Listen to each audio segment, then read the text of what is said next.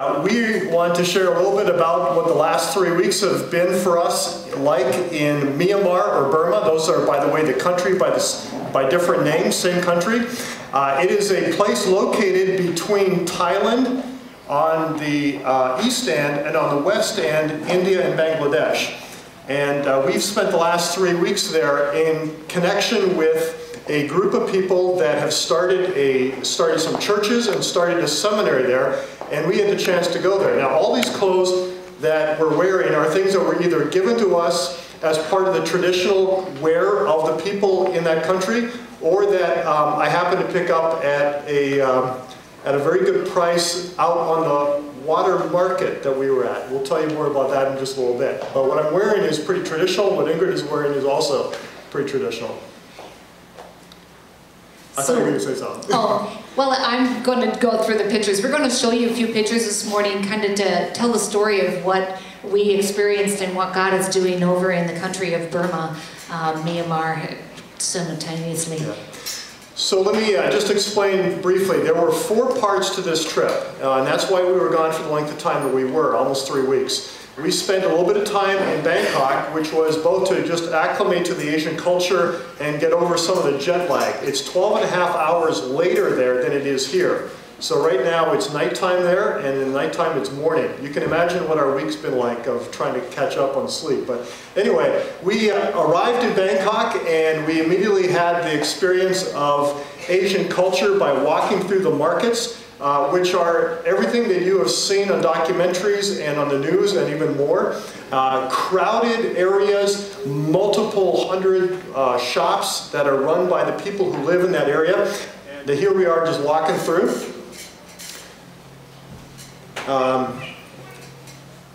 That's slightly out of order. That is a picture of Jim and Pat, is the couple that we went with. They're from the South Holland, Illinois region, and they're the people who told us about this trip and said, we would love you to come and to teach a class in the seminary on church planning and to get to know some of the people that we've made relationships with there for the last 15 years. Jim and Pat have invested a large part of their life helping the people of Burma to share faith and to spread the word about God and to start a school and a number of churches. Here we are at the Shwedagon Pagoda. This is in Myanmar.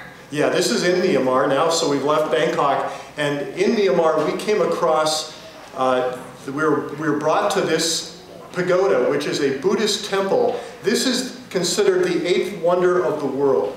And it is of a scale that is hard to describe. It is so massive in structure. And this is the 322-foot peak of this Buddhist temple.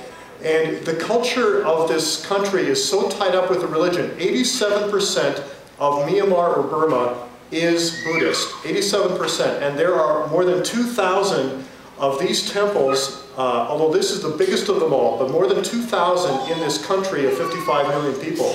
And if we could go back to that picture where it shows the peak, to give you an idea of the economy of this country, it is a very poor, considered a very poor country, but in the government and the religion of the country, most of the money is invested. So the people who are in government have a lot of money, and the people who are involved in the Buddhist religion. This peak, you'll know now why it's called the 8th wonder of the world. This peak is 322 feet high. At the very top of it, it doesn't look very big, but there are 79,000 gems, rubies, diamonds, all kinds of amethysts and other gems at the very peak. The worth of this picture, of the item in this picture, $333 million.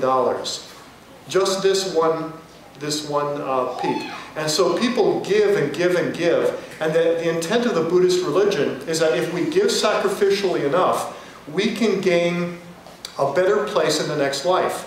We can be reincarnated to a better place than where we are now if we sacrifice, if we deny ourselves pleasure, and if we continually give. So that's what the country and its religion is largely about. And while they have a lot of wealth, look at the standard of living. This is a picture taken from behind the seminary where we spent a week at, and the people who live in these kind of conditions, this is very normal. Everywhere you go through the city of Yangon, that's the main city, and the surrounding villages, you have people who live in a lot of poverty. The average yearly income, $350 to $600 US. That's what people live on average, per year in the country of Burma. This is David Kobal. He is the seminary president, a guy we really came to know and love. He came and studied here in the Chicagoland area with the idea to go back and be a teacher. He ended up becoming the president of this school, this seminary that trains people, men and women, for mission and ministry throughout the country. When we arrived, we had a phenomenal experience. We came through a gate, because this is a compound where they live and they study, and everybody gathered around in a semicircle. I think it's, how many, Ingrid? 50, 60? There was probably 80, 90. 80, 90 people? Yeah, 80, 90. We had just an incredible reception from the people that were there. So they welcomed us and shook our hands individually. This is a picture of the guys that I taught the class with, and the class we taught was right behind in that building.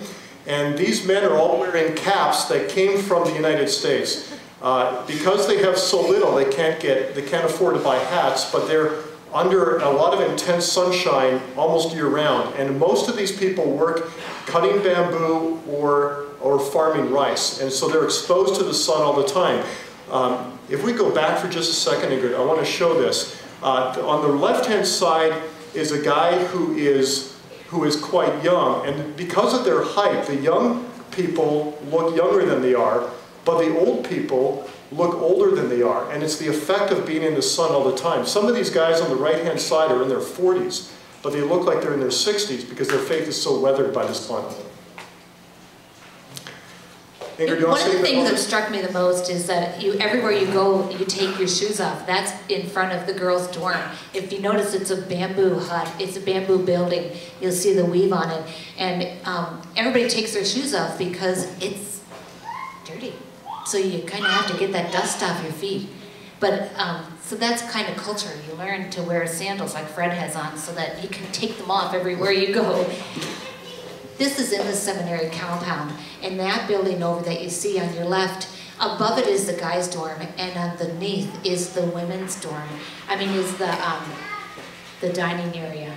And basically how they cook all of their food is like this, over open fire. And that's what everybody does. So if you see in the morning when you look outside, it's all hazy and the whole place smells like smoke, because everybody's cooking their morning meal, and the whole city is polluted and smells like smoke. It's fire, because that's how they cook.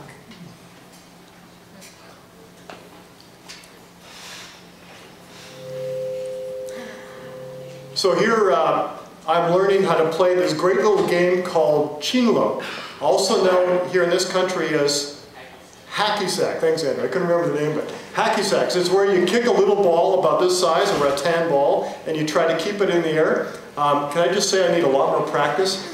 These guys are good, really good. This is more pictures of the compound, and then this is where they live. That's the women's dorms. They don't have mattresses there. Nobody sleeps on mattresses. They sleep on woven things over boards. So this is what they sleep on, and that's normal. And by the way, what you're looking at in the background, all their stuff, that is everything that they own. So they will travel. Some of them will travel several days by bus or other means, and everything that they own comes with them to the school, and they live there on the compound in the dorms during the entire school year. And so everything they own is there. This is a road coming up to that. Very common to see monks everywhere. Buddhism is very strong there, and the monks are everywhere. A little bit about the monks. If you kept up with us a little bit on Facebook, every once in a while through email or Facebook we send an update. By the way, we were limited in what we could do just out of a caution, because the country until recently had been very repressive. And they were they would really shut down anything that was Christian based. Now it's starting to open up, but we were limited. But just an idea of the Buddhist culture there, what you're seeing here are, what are those, 2 bowls receiving alms? Alms, right. So all the monks, everybody puts food out by the road and their curries and stuff like that, and that's how the monks feed themselves, is that they go and collect from all the people in the neighborhood. That's just normal. So here's a few pictures of just right around the seminary. It kind of gives you a little bit of idea of how life is there. How's that? That's pretty cool, right? That's the way that they sell flowers. There's the flower store right there, all on the bike.